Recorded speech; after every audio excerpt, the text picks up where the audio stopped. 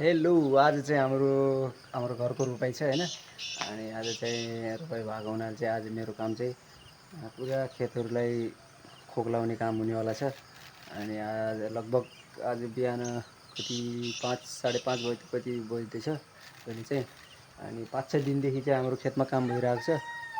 आज चाहिँ मैले चाहिँ टक्क यहाँदेखि यता च्याम्पा पनि बसिरहेको छ होइन। यहाँदेखि बिउ पनि काटेर रेडी छ। यहाँदेखि तल पानी देखेकोसम्म चाहिँ खोक्लाउनु पर्ने सामेवाला चाहिँ आजको काम चाहिँ यही नै छ है त। अब चाहिँ पुरा खोक्लाउने काम सुरु हुनेवाला छ। तलसम्म स्वाटै तलसम्म मजा आउँछ जोस अब चाहिँ है।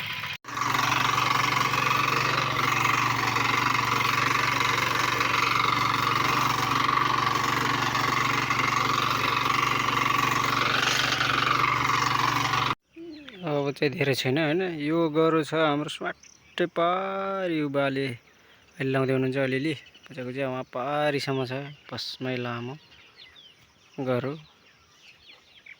यहाँदेखि सर पारीसम्म हाम्रो चाहिँ अब खोक्लाएर भइयो होइन। टक्कसित अब पनि पाँचेर भइसकेको छौँ टक्क होइन तलसम्म। लास्टमा यो दुईटा गरालाई चाहिँ बिउ पुगेन। बिउ पातलो पातलो थियो, यो चाहिँ पुगेको छैन। अब रोपार्नेले निकाल्दै आयो भने चाहिँ सानो सानो पुग्न सक्छ।